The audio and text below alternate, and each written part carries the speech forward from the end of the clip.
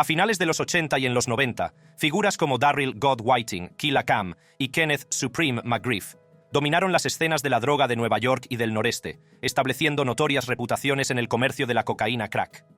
Estos jefes de la mafia negra no solo controlaban lucrativos imperios de la droga, sino que también dejaron un impacto duradero en sus comunidades a través de la violencia, la intimidación y los vínculos con la industria del hip hop. Su influencia se extendió tanto a las actividades delictivas como al mundo de la música, consolidando su legado. Este vídeo ofrece una lista de los jefes de la mafia negra que siguen en activo en 2024. Darryl Dios Whiting. A finales de los 80 y principios de los 90, Darryl Whiting, conocido como God, se estableció como fuerza dominante en el tráfico de crack gracias a su control del proyecto Orchard Park de Boston. Como líder de los New York Boys, una conocida banda de narcotraficantes, el imperio de Whiting prosperó gracias a la distribución de crack, obteniendo millones de beneficios y causando estragos en las comunidades locales. El reinado de Whiting se caracterizó por un férreo control de su territorio. Su despiadada estrategia para mantener el control se caracterizaba por la violencia y la intimidación, que mantenían a raya a las bandas rivales y a las fuerzas del orden. El proyecto Orchard Park se convirtió en su cuartel general. De hecho, el proyecto de viviendas se convirtió más o menos en el centro del tráfico de drogas de Dios. Bajo el liderazgo de Whiting, los New York Boys ampliaron su alcance, consolidando su dominio en el tráfico de drogas de la región. Los métodos de Whiting eran tan brutales como eficaces. Su capacidad para imponer su control con violencia garantizaba que las operaciones de su banda siguieran siendo rentables e ininterrumpidas.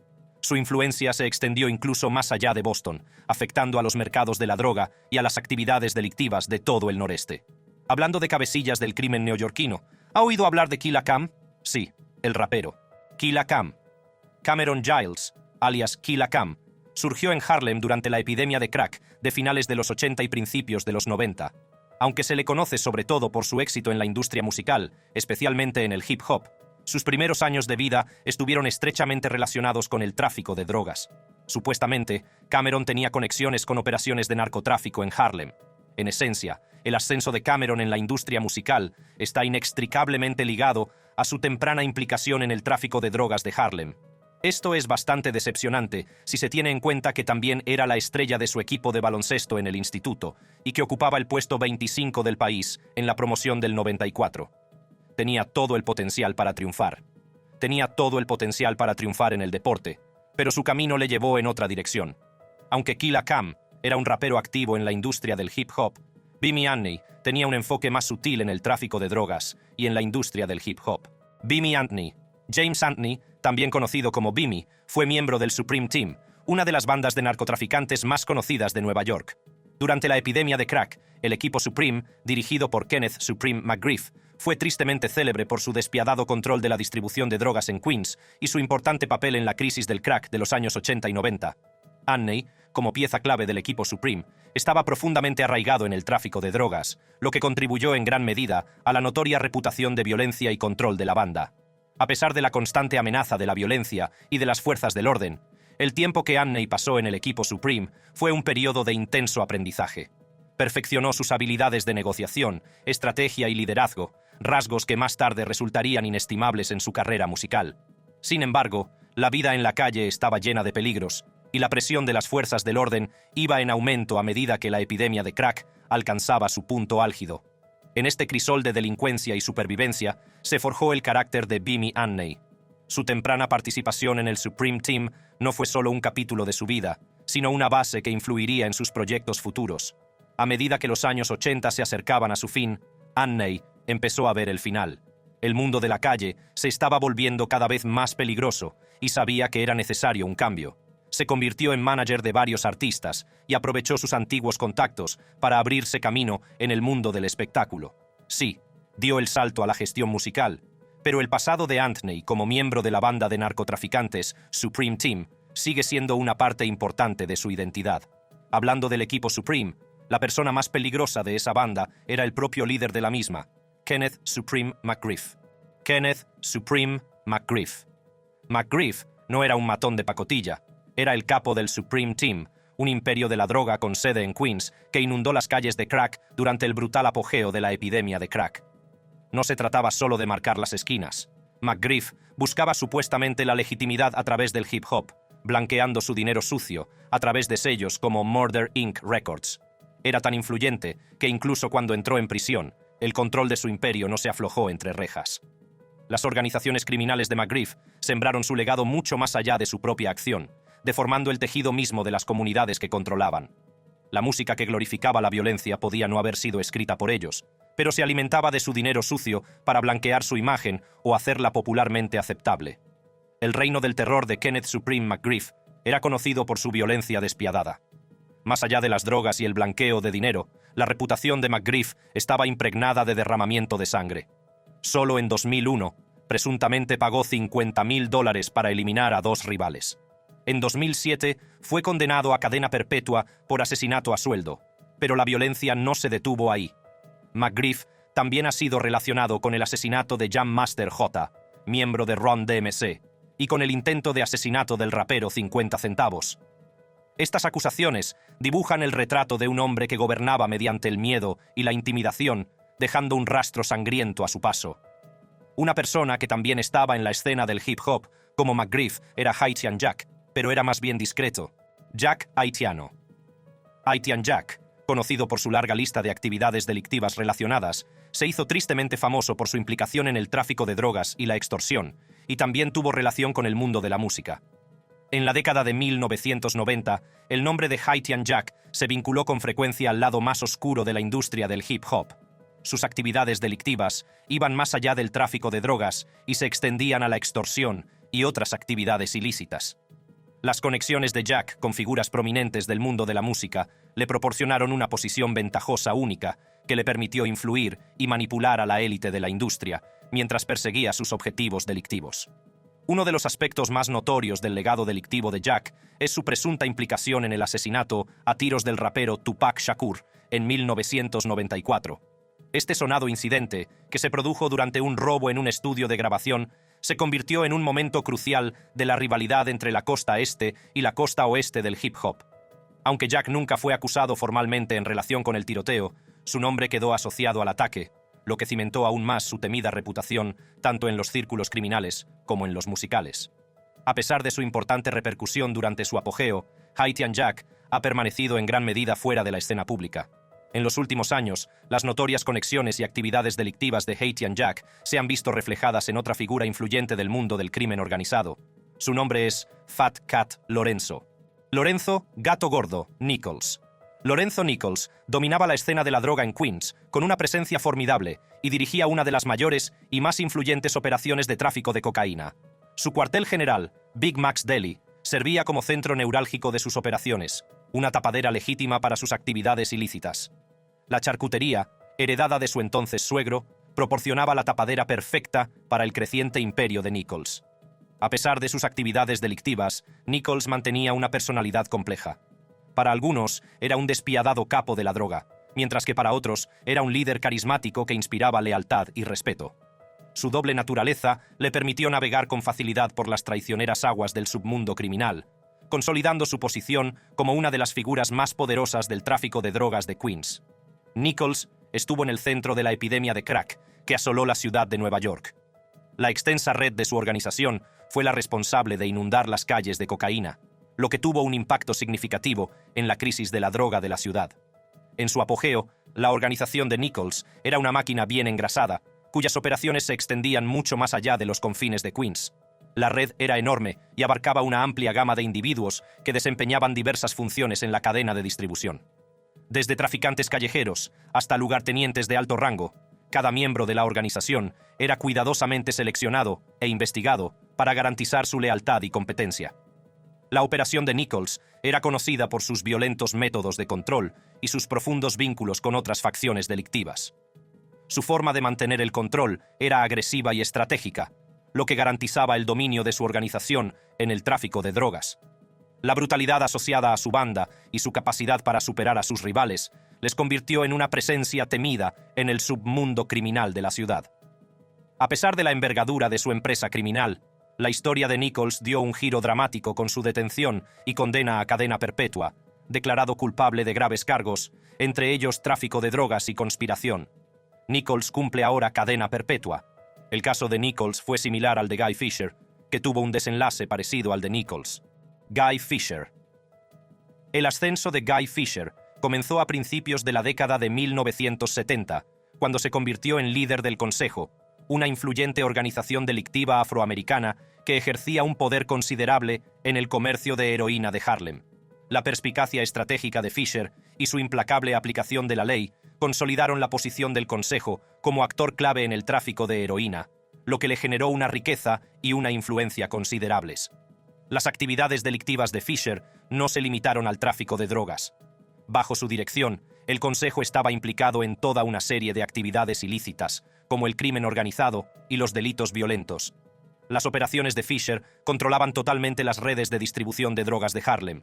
Uno de los aspectos más llamativos del legado de Fisher fue la adquisición del Teatro Apollo de Harlem en 1977. Fisher saltó a los titulares al convertirse en el primer propietario negro de este emblemático local.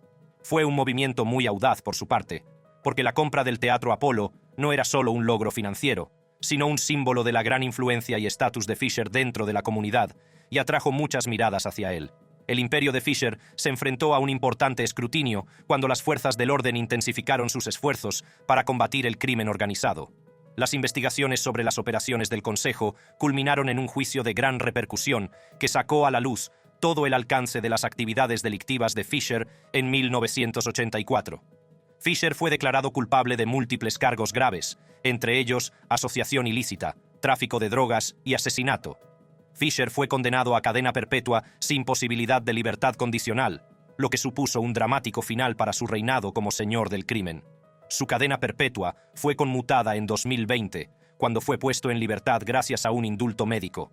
Guy Fisher tenía tanta influencia en el mundo del crimen como Rayful Edmund. Rayful Edmund.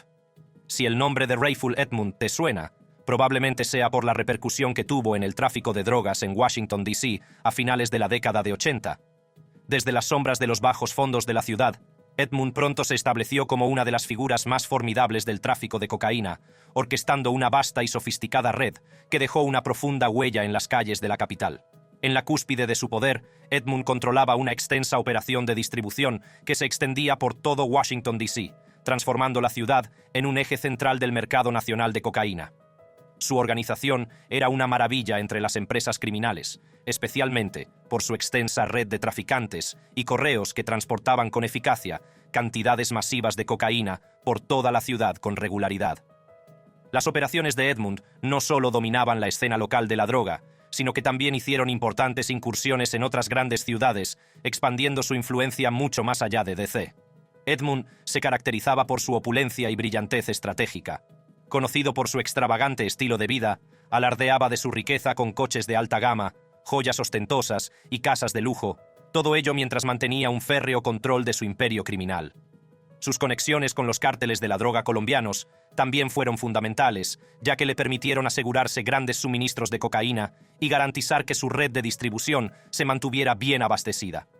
Estas relaciones también le proporcionaron los recursos necesarios para defenderse de sus rivales y de las fuerzas del orden, consolidando así su dominio del tráfico de drogas. Su encarcelamiento en 1989 apenas disminuyó su control sobre el tráfico de drogas, ya que pudo orquestar acuerdos y mantener su imperio criminal a través de una red de socios leales. Otro nombre que puede resultarle familiar entre la lista de capos de la mafia negra es Ricky Ross, pero no el famoso rapero. Ricky Ross, popularmente conocido como Freeway, Ricky Ross fue en su día una figura prominente en la escena de la droga de Los Ángeles. Orquestó una amplia operación de tráfico de cocaína que tuvo efectos de gran alcance en todo Estados Unidos. Durante la década de 1980, Ross construyó un imperio distribuyendo cantidades masivas de cocaína que influyó significativamente en el tráfico de drogas y contribuyó a la epidemia de crack que arrasó muchas ciudades estadounidenses. Las operaciones de Ross no se limitaban a la distribución de drogas a gran escala, sino que también estaban estrechamente relacionadas con escándalos políticos de alto nivel. Sus actividades de tráfico se enredaron con el asunto Irán-Contra, un gran escándalo político relacionado con armas ilegales y operaciones encubiertas de la administración Reagan. Esta conexión arrojó sobre Ross una luz polémica que puso de relieve las intersecciones entre delincuencia y política y amplificó su notoriedad. A pesar de su detención y posterior encarcelamiento, la historia de Ross no terminó con su estancia entre rejas. Tras cumplir su condena, Ross resurgió como una figura reformada que utilizaba sus experiencias para hablar de su pasado y de las implicaciones más amplias del narcotráfico. Su transformación de gran traficante de cocaína a orador motivacional y defensor de la causa está ampliamente documentada. Sin embargo, hoy en día, Freeway Ricky Ross sigue siendo un nombre con cierto peso dentro de sus antiguos círculos como miembro de una banda bien documentada. Pasando a otro tema, tenemos a estos dos hermanos que construyeron una de las mayores operaciones de tráfico de drogas de la historia de Estados Unidos. Uno de ellos es Terry Southwest T. Flenory. Terry Southwest T. Flenory. Cofundador de la familia Black Mafia, Terry desempeñó un papel decisivo en la creación de una de las mayores y más conocidas organizaciones de tráfico de drogas de Estados Unidos. La influencia de la Black Mafia Family en la industria del narcotráfico no tenía parangón. Su capacidad para mover grandes cantidades de cocaína a través de las fronteras estatales con precisión y rapidez les diferenciaba de otras organizaciones delictivas. La perspicacia estratégica y la atención al detalle de Terry fueron decisivas para mantener la integridad de la red de distribución.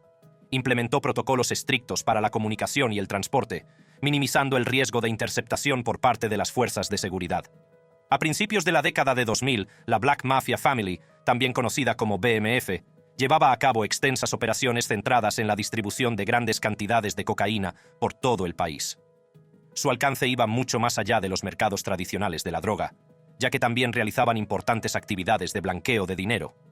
La expansión de la Black Mafia Family no se limitó únicamente al tráfico de drogas. La organización también trató de establecerse en el mundo de los negocios legales, utilizando BMF Entertainment como fachada para el blanqueo de dinero y como medio para ganar credibilidad en la industria del hip hop. Esta integración estratégica permitió a BMF mezclar operaciones delictivas con una fachada de negocio legítimo, amplificando su influencia y rentabilidad. Su asociación con el mundo del hip hop no era solo una tapadera, sino un componente clave de su estrategia, que utilizaba la industria para blanquear dinero y ampliar su alcance. Gobernó junto a su hermano Demetrius, Big Mitch, Flenory. Demetrius, Big Mitch, Flenory. Demetrius Flenory, conocido como Big Mitch, fue la cara más visible de la Black Mafia Family. Bajo su liderazgo, la BMF no solo dominó el tráfico de cocaína, sino que también se convirtió en un elemento destacado de la cultura popular. Cuando la Black Mafia Family alcanzó la cima de su poder, empezaron a surgir conflictos internos que amenazaron la estabilidad de la organización. El vínculo, antaño inquebrantable, entre Terry Southwest T. Flenory y su hermano Demetrius, Big Mitch. Flenory empezó a mostrar signos de tensión. Los hermanos, que habían construido un imperio juntos, se encontraron en desacuerdo sobre la dirección y gestión de su empresa criminal. Las crecientes tensiones entre Terry y Demetrius estaban alimentadas por visiones distintas de la Black Mafia Family. El fastuoso estilo de vida de Big Mitch, caracterizado por fiestas opulentas y conexiones de alto nivel, contribuyó decisivamente a cimentar la imagen de la BMF como potencia criminal y símbolo de excesos. Su enfoque del liderazgo se caracterizaba por el deseo de ampliar la influencia de la organización en la industria del entretenimiento, utilizando BMF Entertainment como plataforma para legitimar sus operaciones. Terry, por su parte, era más reservado y se centraba en los aspectos logísticos del negocio. Le preocupaba que las excesivas fiestas de Demetrius y su imagen pública atrajeran una atención no deseada sobre sus actividades. La naturaleza cauta de Terry chocaba con el estilo más audaz de Demetrius, lo que provocaba desacuerdos sobre cómo debía dirigirse la organización. Estos conflictos internos empezaron a afectar a las operaciones de la Black Mafia Family. La organización, antaño cohesionada, empezó a sufrir divisiones y sus miembros se alinearon con Terry o con Demetrius. Esta división amenazaba la eficacia y la seguridad de su red de distribución, ya que la comunicación y la coordinación entre los distintos centros eran cada vez más tensas. La tensión entre los hermanos llegó a un punto de ebullición hacia el año 2003. Terry, frustrado por el rumbo que estaba tomando la organización, decidió distanciarse de Demetrius y dirigir sus propias operaciones en Los Ángeles. Esta decisión marcó un importante punto de inflexión para la Black Mafia Family, ya que dividió a la organización en dos facciones. La habilidad de Flenory para integrar a la BMF en la industria del entretenimiento fue un factor clave en el éxito del grupo, al aprovechar sus conexiones con celebridades de alto perfil e invertir en la industria musical. Se aseguró de que el nombre de BMF fuera sinónimo de riqueza e influencia. Esta estrategia de marca ayudó a la organización a blanquear dinero con eficacia y a labrarse una reputación intachable. A pesar de haber sido condenado a cadena perpetua, se dice que la influencia de Big Mitch se extendía mucho más allá de los confines de las prisiones, porque la BMF seguía funcionando sin él al mando físico de los asuntos. Big Mitch, que fue condenado a 30 años de cárcel junto a su hermano Demetrius, en 2008, tras ser declarado culpable de varios cargos de conspiración criminal y blanqueo de dinero por su implicación en la red delictiva Black Mafia Family, salió de una prisión de Florida el 15 de octubre de 2024, pero deberá cumplir el resto de su condena, que se redujo de 360 a 385, 292 meses a lo largo de su encarcelamiento en un centro de reinserción social. Big Mitch es muy apreciado por los federales porque nunca aceptó un acuerdo con la fiscalía ni delató a sus cómplices. Su fecha prevista de salida del centro de reinserción es el 27 de enero de 2026, tras lo cual estará sujeto a libertad supervisada. Los hombres suelen ser capos de la mafia, pero ¿qué capos femeninos? Como Jemeker Thompson. Jemeker Thompson. Jemeker Thompson, a menudo conocida por su alias, Jika Thompson, destaca como una de las principales protagonistas del tráfico de crack durante los años 80 y principios de los 90. El ascenso de Jemeker Thompson a la fama en el tráfico de drogas se vio favorecido por su hábil manejo de una red de distribución de cocaína a gran escala que operaba en Los Ángeles.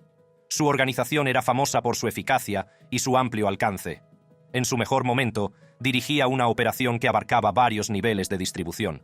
Su red no solo era extensa, sino que también estaba extraordinariamente organizada, lo que demuestra su perspicacia estratégica en un sector dominado por los hombres. Durante el apogeo de su carrera delictiva, la operación de Thompson era conocida por su influencia en los mercados de la droga locales y nacionales.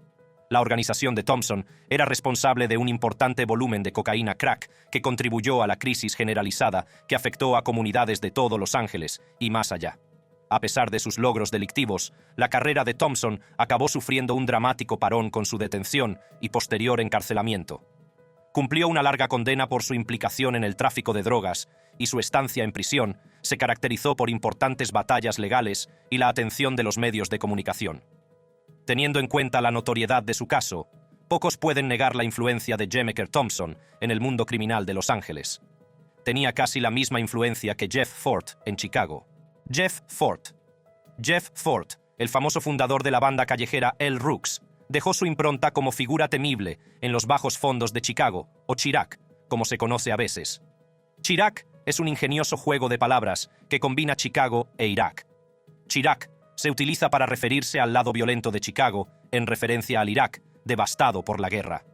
A finales de la década de 1970, Jeff Fort creó El Rooks, una banda que alcanzó rápidamente la infamia por su brutalidad y sus actividades delictivas indiscriminadas. La organización de Fort estaba profundamente implicada no solo en el tráfico de drogas, sino también en la extorsión y en una letanía de delitos violentos, lo que la convirtió en una de las bandas más importantes y temidas de Chicago. Bajo su liderazgo, el Rooks se convirtió en sinónimo de violencia y actividad delictiva, con una crueldad que dejó una huella imborrable en el panorama criminal de la ciudad. La banda de Fort era famosa no solo por sus operaciones callejeras, sino también por su participación en incidentes violentos de gran repercusión. Las actividades delictivas de El Rook se extendieron a las redes de tráfico de drogas, donde desempeñaron un papel fundamental en la distribución de estupefacientes por todo Chicago. Su influencia se vio reforzada por su participación en extorsiones organizadas y otros delitos violentos que consolidaron la reputación de Fort como figura central de los bajos fondos de la ciudad. A mediados de la década de 1980, el control de Fort sobre la ciudad empezó a debilitarse a medida que las fuerzas del orden intensificaban su represión de las actividades de las bandas. Jeff Fort fue condenado por cargos federales de tráfico de drogas, asociación ilícita y conspiración. La notoriedad de sus delitos y sus conexiones con otras empresas delictivas hicieron que su caso atrajera una gran atención. Fort fue condenado a cadena perpetua, pero su influencia no disminuyó. Él y su organización siguen teniendo influencia en la escena criminal de Chicago. Un criminal más peligroso que Fort, que irónicamente parece ser un héroe para mucha gente, es Larry Hoover. Larry Hoover. Un nombre susurrado con pavor y reverencia a partes iguales, es el demoníaco arquitecto de una de las empresas criminales más terroríficas de Estados Unidos. A los 15 años, Hoover formó la superpandilla Gangster Nation para hacer frente a las bandas rivales. 3 años más tarde, en enero de 1969, Hoover se fusionó con los Black P. Stones, creando los Gangster Stones. Luego, en junio, Hoover decidió disolver los Gangster Stones y fusionó su Gangster Nation con la Black Disciple Nation para formar la Black Gangster Disciple Nation, comúnmente conocida como los Gangster Disciples, en un intento de aportar más estabilidad y reducir el derramamiento de sangre en Chicago. Hoover era el segundo al mando en los Gangster Disciples, conocido como el Chairman, mientras que David Barksdale era el King. En 1969, los Gangster Disciples, los Black P. Stones y sus acérrimos rivales, los Vice Lords, lograron acordar una alianza pacífica conocida como Lords, Stones and Disciples, LSD, con el fin de disminuir el derramamiento de sangre y unificarse en un intento de luchar por los derechos civiles. Empapado de sangre y dinero de los bajos fondos de Chicago, Hoover ascendió a un trono de terror. Su reinado fue conocido por su despiadada expansión, engullendo a bandas rivales y corrompiendo barrios. Los Gangster Disciples se convirtieron en una hidra del crimen. Sus tentáculos venenosos se extendieron por todo el país. Las drogas eran la savia de este imperio y la violencia su brazo ejecutor. Pero el genio de Hoover no reside solo en su brutalidad, sino en su mente estratégica. Incluso confinado en una celda de prisión, se le considera el maestro de marionetas que mueve los hilos invisibles que controlan un ejército criminal. Su nombre es un espectro escalofriante que ronda los sueños de las fuerzas del orden, un grito de guerra para sus fieles seguidores. Hoover es más que un criminal, es un icono cultural del mal. Su imagen tatuada en innumerables cuerpos es un testimonio de su influencia duradera. Mientras su nombre resuene en las calles, la amenaza de los Gangster Disciples seguirá acechando. Mientras Hoover hacía de las suyas en las calles, Jamila Davis era más sofisticada en sus actividades delictivas. Jamila Davis. Davis se movía por los pasillos del poder, estafando millones a ricos inversores y bancos. A principios de la década de 2000, Davis se hizo famosa por su implicación en una compleja red de préstamos fraudulentos y falsas operaciones inmobiliarias. Su plan era intrincado y se basaba en documentos falsificados, valores inmobiliarios inflados y la ayuda de cómplices de alto nivel que contribuyeron a dar a sus delitos un velo de legitimidad. Davis no era una estafadora de poca monta, operaba en círculos de élite utilizando sus conexiones para aumentar su credibilidad y ejecutar su fraude a gran escala. Su empresa criminal dejó un rastro de ruina financiera que afectó a innumerables víctimas y conmocionó a las instituciones financieras que habían caído en sus mentiras, pero como todos los imperios construidos sobre el engaño. Finalmente, se vino abajo en 2008, cuando las fuerzas del orden atraparon a Davis y fue declarada culpable y condenada a prisión. Su multimillonario imperio de mentiras se desmoronó, pero su historia no terminó ahí. Tras cumplir su condena, Davis salió de la cárcel con una nueva perspectiva. Al menos eso es lo que ella dice. Se reinventó como conferenciante motivacional y autora, compartiendo su historia de redención y transformación a través de sus libros y conferencias. Davis afirma haber pasado página y ofrece una visión de la mente de una mujer que prosperó en el peligroso mundo de la delincuencia financiera. Davis cambió de fortuna y pasó de la delincuencia a los negocios legales, al igual que Jay-Z. Ningún caso ejemplifica mejor la historia de traficante de drogas a rapero de éxito que el de Sean Cory Carter. Antes de convertirse en icono mundial y multimillonario, Sean Carter, conocido como Jay-Z, recorrió un camino por la escena de la droga de Brooklyn, presuntamente involucrado en el tráfico de drogas. La ausencia de una figura paterna en su vida al crecer dejó un vacío, y el joven Sean buscó consuelo en las calles de Marcy.